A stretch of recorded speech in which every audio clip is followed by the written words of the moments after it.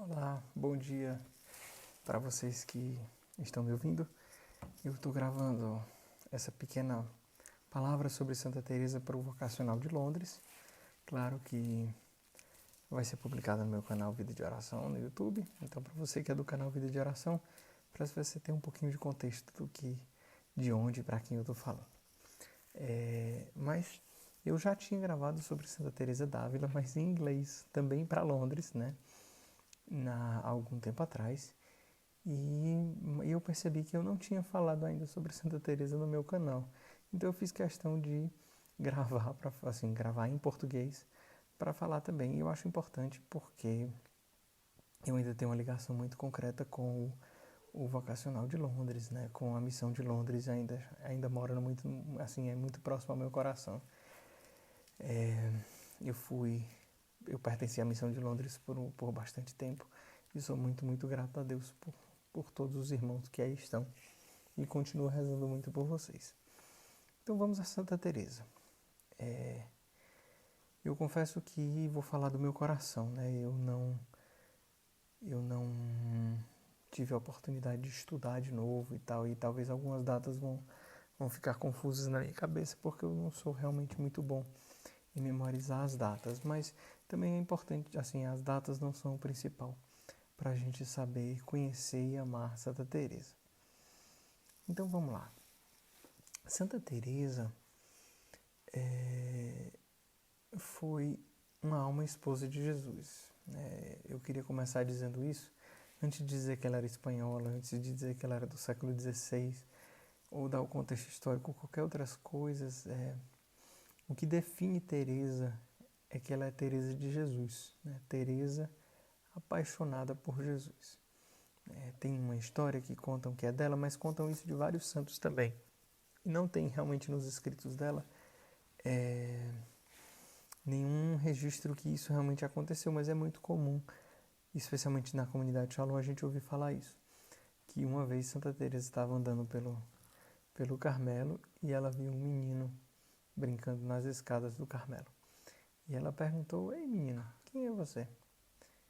E, aliás, o menino perguntou para ele: "Quem é você?" Ela disse: "Eu sou Teresa de Jesus.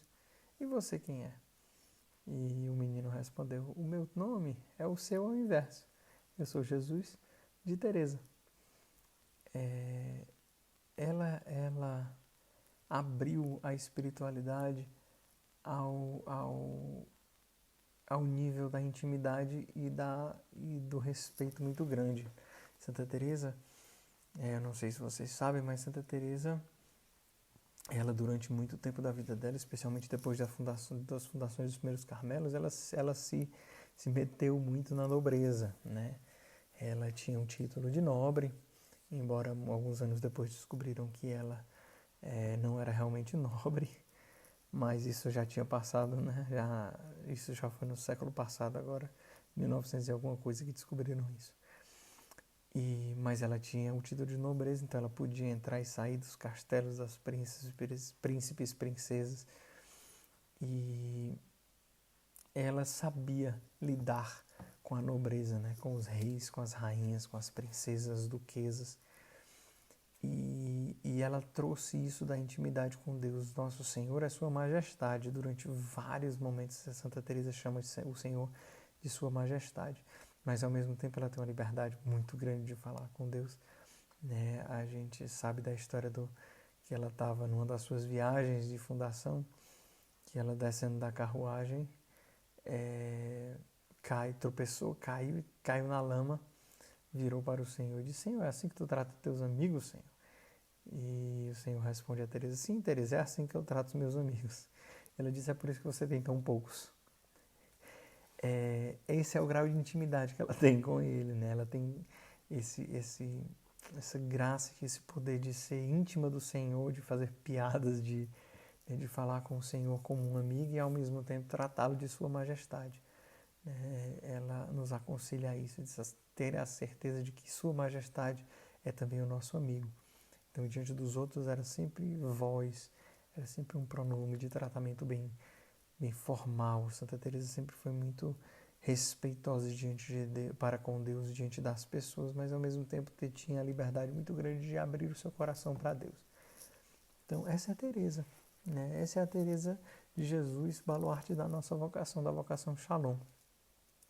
Santa Teresa não era...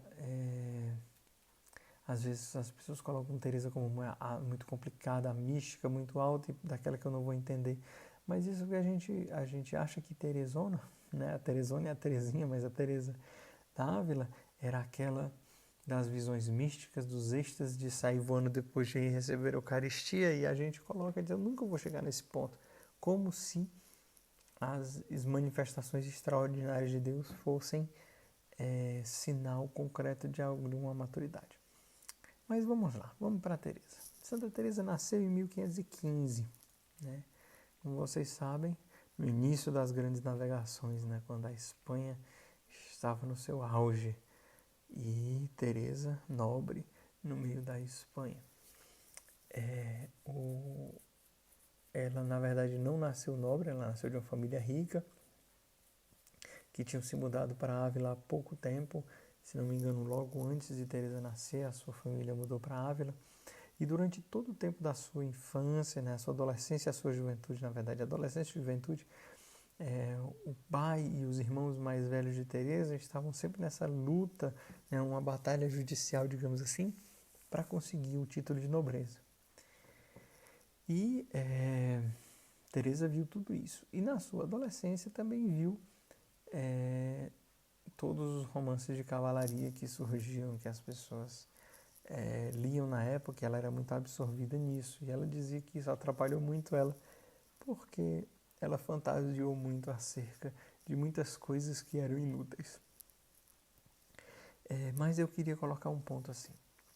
Teresa teve pais que a ajudaram bastante, né, a perceber o caminho do Senhor, que eram muito piedosos. Ela fala que a sua mãe estimulava muito que ela lesse a vida dos santos. E aí entra aqui a chave de leitura da vida de Teresa como um todo. Teresa, num dia na sua juventude, assim, na sua infância, convenceu um dos seus primos a fugir com ela para ir encontrar os mouros, né? Os mouros são os muçulmanos que na época também ainda estavam dominando a Espanha, estavam no processo, né, de serem expulsos, mas ela foi porque ela queria que cortassem a cabeça dela, porque ela queria ver a Deus. E para ver a Deus ela teria que morrer. Mas ela não podia morrer de qualquer jeito, ela tinha que morrer Marte. Então ela queria se fazer Marte. Mal sabia ela que estava saindo para o lado errado da cidade, ela nunca ia encontrar os mouros se ela continuasse seguindo para aquele lado que ela foi. Mas logo na porta da cidade ela encontrou um dos seus tios, ao qual ela confessou que ela queria ver Deus. E esse tio, claro, né, trouxe ela e o primo de volta para casa. Mas essa é a chave de leitura da vida de Santa Teresa. Eu quero ver a Deus. E isso foi o que motivou a vida inteira de Teresa. Teresa, a vida inteira foi levada por esse desejo e esse anseio de ver a Deus, e fez ela, né, tomar a decisão de entrar no Carmelo, de se decidir ter uma determinada determinação pela oração, porque ela queria ver a Deus. E aí, no final da sua vida, quando ela já estava doente, próxima a morrer, se não me engano, ela disse isso. Realmente essa foi a última frase, se não uma das últimas frases que ela disse. Ela disse: meu amado, já é tempo de nos vermos. E aí você vê Teresa na inocência da infância dizendo: eu quero ver Deus, e para ver Deus eu preciso morrer, e é isso que eu quero fazer aqui. E lá no final da vida dela, ela diz a mesma coisa: Senhor, né, meu amado, já é tempo de nos vermos. Então, Teresa nasceu nesse contexto, né, no final, no início das grandes navegações. Inclusive um dos irmãos dela partiu numa das caravelas. Um dos irmãos, se não me engano, foi para Nicarágua ou Panamá. Por que eu digo Panamá? Porque, se não me engano, agora realmente me foge, eu deveria ter pesquisado um pouco mais antes de falar, mas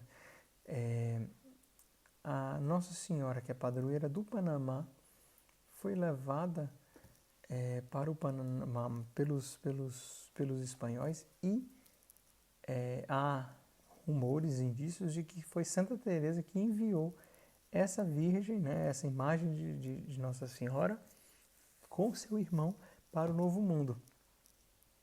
E outra imagem também muito conhecida, que também pode ter pertencido a Santa Teresa, mas que não é muito certo, é o Menino Jesus de Praga.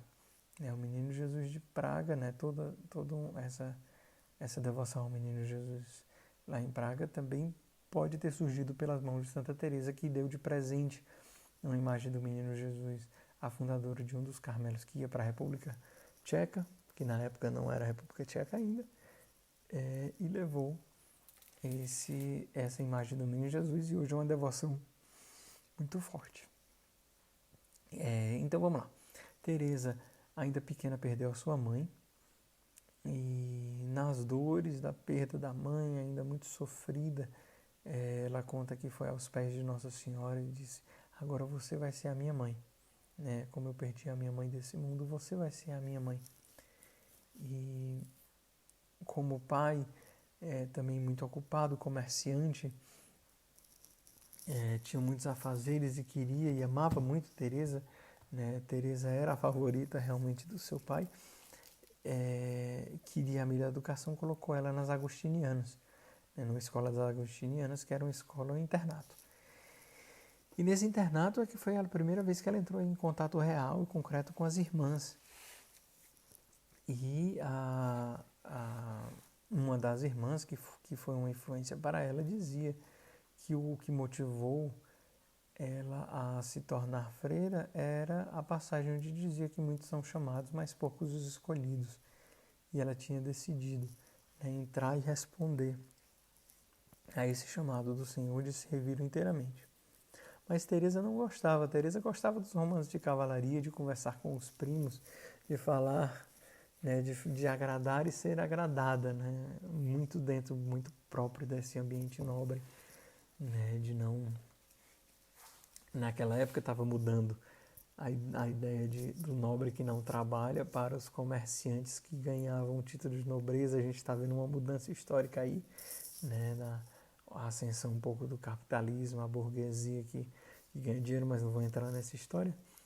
E Teresa gostava disso, gostava desse ambiente, gostava das conversas, gostava dessas frivolidades, como ela diz, ela gostava dos jogos, né? Ela gostava de agradar as pessoas e se sentia agradada.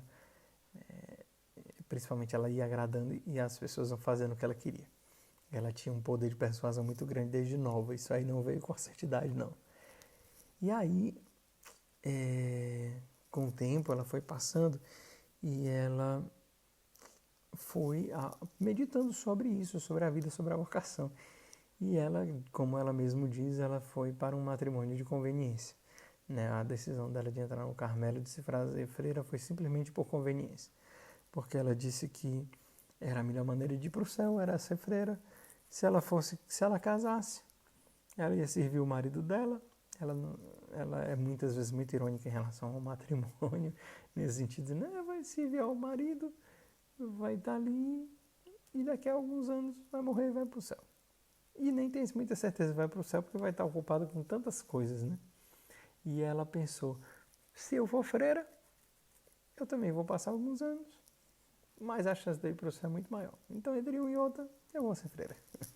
Ela realmente ela não teve uma experiência mística e amorosa para se tornar irmã, para entrar na vida religiosa. Ela realmente disse foi um matrimônio de conveniência. Só que o pai dela era contra, porque o pai dela realmente queria que ela casasse, porque o pai dela muito provavelmente queria passar as riquezas dele para ela, né? Ia dar um jeito disso acontecer.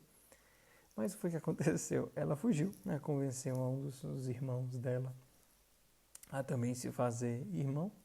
E ela fugiu de madrugada e foi para o Mosteiro da Encarnação, que era um mosteiro também, já é um mosteiro carmelita que tinha lá em Ávila. E quando acordaram de manhã, deram por falta de Teresa, começaram a procurar em todo canto, e ouviu-se o boato que ela estava lá na Encarnação. Quando o pai dela chegou desesperado para tirar ela de lá, para não deixar ela se fazer freira, ela já tinha cortado o cabelo, né? E nessa de já ter cortado o cabelo, significa, né, eu já fiz meus votos, né? Eu já estou entregue a Deus e não tinha mais o que ser feito. E ela ficou na Encarnação. Com o tempo, né, ela tinha uma cela, como ela era rica, né, ela tinha uma cela bem grande, de 2 cômodos, né, ela tinha sala e quarto na cela dela. E ela gostava de receber as outras irmãs para conversar e ter né, os seus entretenimentos. Só que ela ficou muito doente, realmente muito doente. Tão doente que não tinha como ser cuidada lá dentro do mosteiro, dentro do Carmelo. E naquela época, né, antes de Teresa, o Carmelo não era clausura completa. Deixaram ela sair para ir para o campo, para um lugar, né, do ar mais puro, para ver se lá ela se recuperava. E lá ela teve contato com um livro de oração, o terceiro abecedário de Ozuma, se não me engano o nome do autor é Ozuma. Então lá, com esse livro, ela começou a meditar, né, começou a entrar nos mistérios da vida de oração, e nisso ela realmente, né, começou a entender, começou a gostar e se sentir cada vez mais atraída por esse mistério que era a oração e o Senhor. Mas, só que ela continuou doente, foi cada vez ficando mais doente, ao ponto de acharem que ela tinha morrido. Chegaram a colocar um espelho assim embaixo do nariz dela e o espelho não embaçou, né? Então confirmaram que ela estava morta. Só que o pai dela amava tanto que não queria que enterrassem ela, né? E depois de alguns dias, né, que estavam nessa de ela precisa ser enterrada, perdão, que ela precisa ser enterrada e o pai dela sem deixar, aí ela deu os sinais de vida e graças a Deus não enterraram Teresa viva. E depois dessa doença ela voltou para o Carmelo, né? Depois de se recuperar ela voltou para o Carmelo. E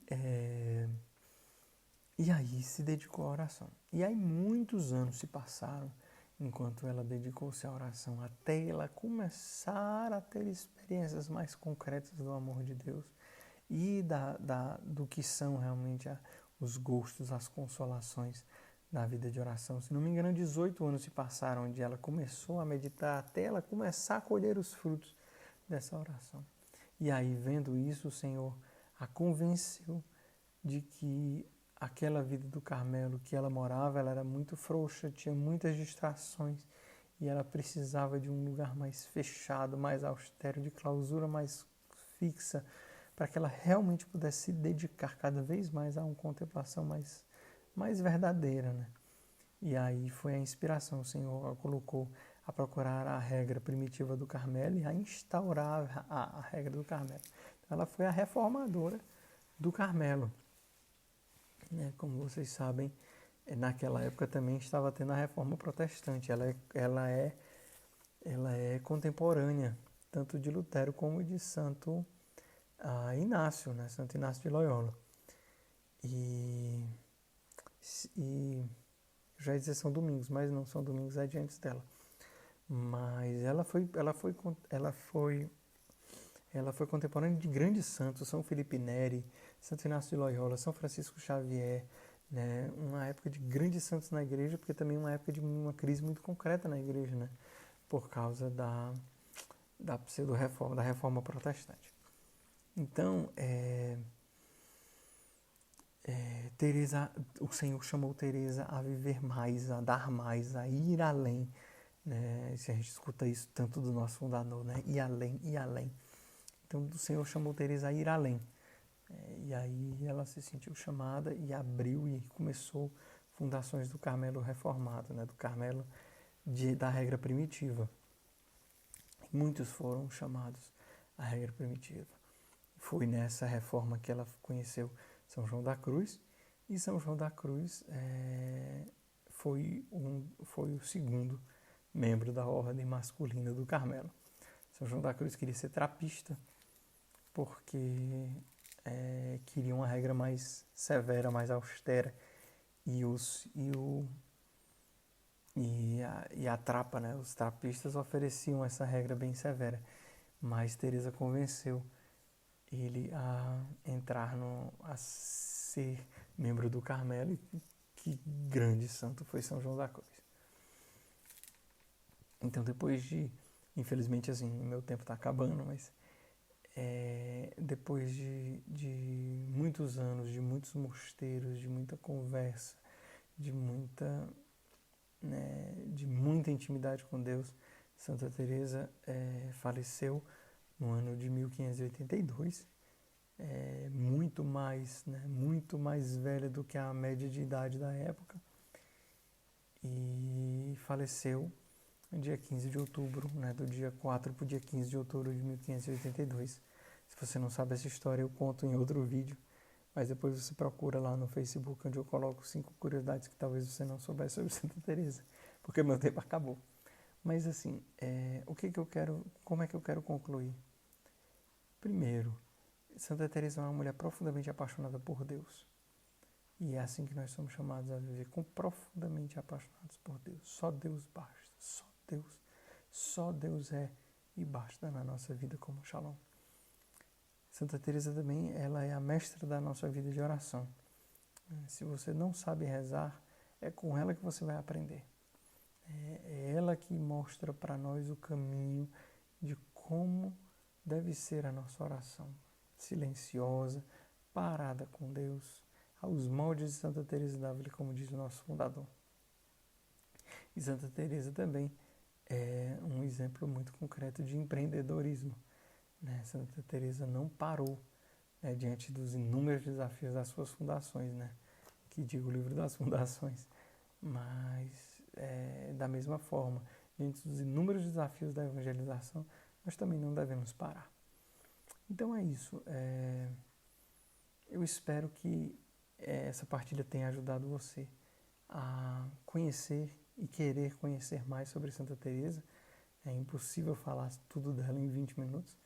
Eu espero que eu tenha dado gosto para que você busque mais conhecer Santa Teresa e procure seguir o exemplo dela como nossa mestra na vida de oração. É isso. Deus abençoe. Qualquer dúvida pode me procurar. Deus abençoe. Shalom.